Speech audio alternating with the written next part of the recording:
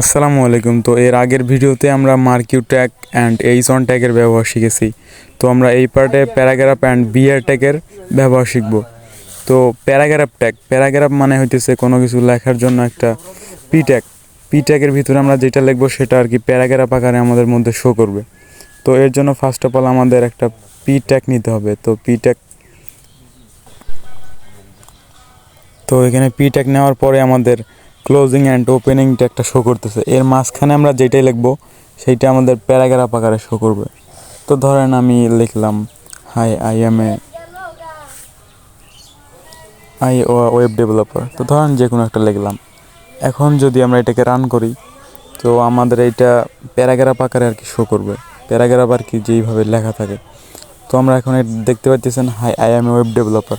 তো এখন ধরেন অনেক কিছু প্যারাগ্রাফের ভিতরে অনেকগুলো লেখা থাকে। তো ধরেন আমি লরেমের 30 ওয়ার্ডস নিতে চাই। এখানে অনেকগুলো যাতে শো করে লেখা, তাহলে আপনারা সহজে বুঝতে পারবেন। তো এই লেখাগুলো কিন্তু অনেক ছোট।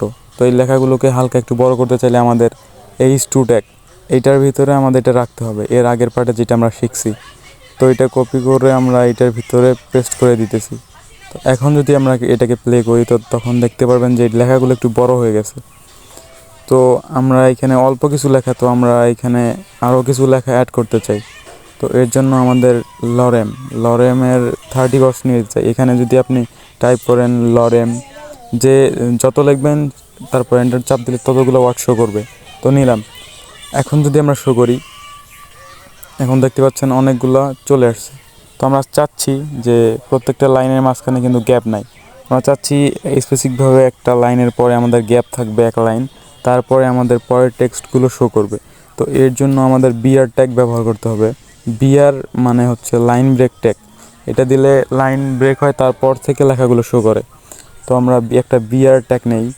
তো এই বিআর ট্যাগের কোনো ক্লোজিং ট্যাগ নেই পি ট্যাগের যেমন থাকলেও। তো এটা একটা দিয়ে বোঝা যাইতেছে না, সেই জন্য আর একটা বিআর ট্যাগ নেই। আর একটা বিআর ট্যাগ নিলে সহজেই বুঝতে পারবেন যেখানে কী হয়েছে। তো এখানে বিআর ট্যাগ নেওয়ার পরে দেখতে পাচ্তেছেন এখানে একটা লাইন বাদ দিয়ে তারপরে আমাদের লেখাগুলো শো করতেছে। তো এইটাই হলো আমাদের বিআর ট্যাগের কাজ। তো ভিডিওটা কেমন লাগলো, ভালো লাগলে অবশ্যই লাইক কমেন্ট করে পাশে থাকবেন। সাবস্ক্রাইব করতে ভুলবেন না। ধন্যবাদ। দেখা হবে পরের কোনো ভিডিওতে।